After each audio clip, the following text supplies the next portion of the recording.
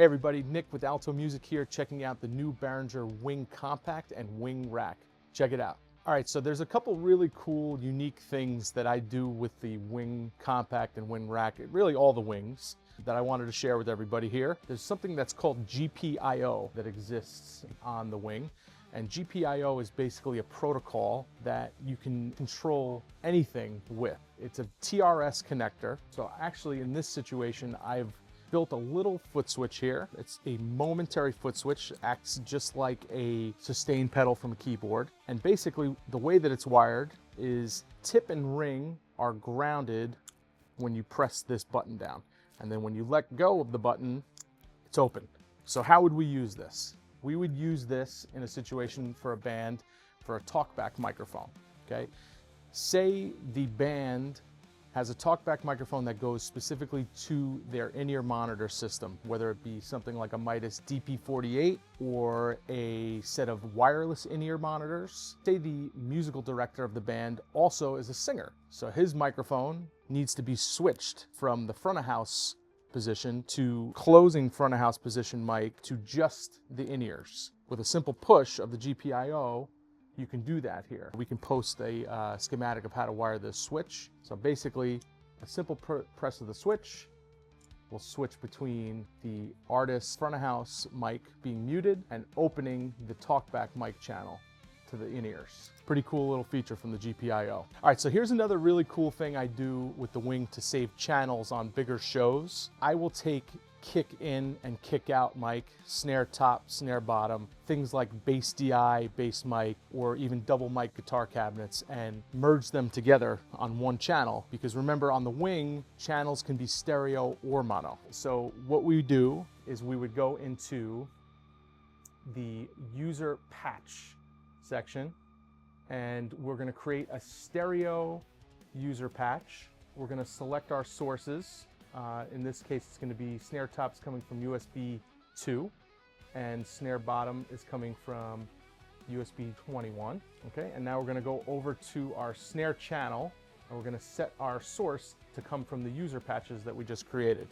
Okay, so now, generally speaking, the channel width will be like this, which would put one mic in the left, one mic in the right. On the Wing, you can collapse to the center. So now we've put both of those sources to the center, okay? And you're probably gonna wanna balance them a bit too, and also polarity, which snare bottom, we're gonna flip the polarity. So you could do that in your user patch page here. Flip the polarity, right? Okay, so now you wanna adjust the blend. So here, in trim and balance, you could adjust the blend between snare top and snare bottom. Let's take a listen.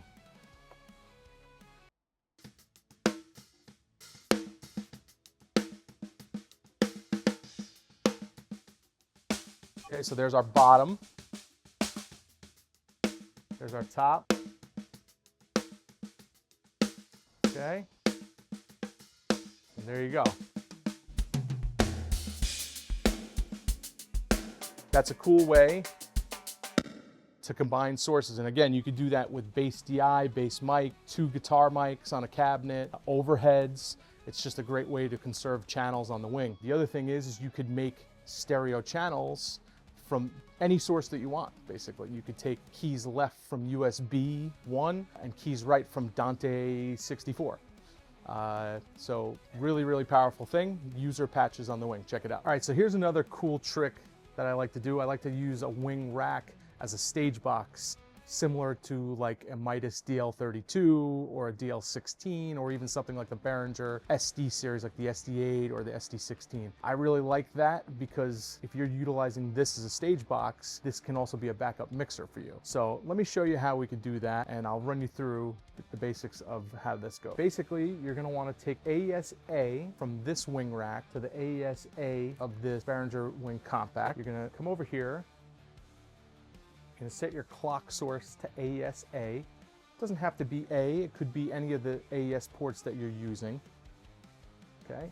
You're also going to come over here to remote and turn on enable head amp remote and custom sync. Then you're going to go to your routing tab and you are going to point from your ASA all of your local mic pre's, okay, to come out of ASA to the Wing Compact. You're also going to want to go to sources and enable head amp remote A and receive custom sync here. On the Wing Compact, you're gonna go to setup and you're gonna turn on the head amp remote AES-A and enable sync. And you're gonna take your mic pre's right in from the sources. You go to AES-A and you're gonna enable, again, head amp remote, AES-A, receive custom on all of the mic pre's, and that'll give you gain control. And at that point, you have a 24x8 stage box and a backup mixer with you as well. Pretty cool stuff. All right, one last trick here. This is a cool one. This is utilizing a Stage Connect box from Clark Technic. It's the DN4816U. So we're gonna use an XR18 by Behringer here. You could also use an MR18 or anything that has Ultranet. So we're coming out of the Ultranet out,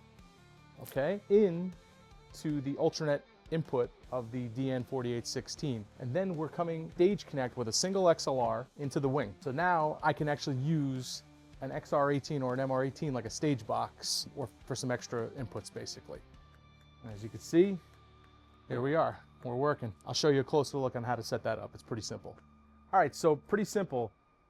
Basically, you're gonna wanna come out of the Ultranet port of the XR18 or MR18 into the Ultranet in on the DN4816U.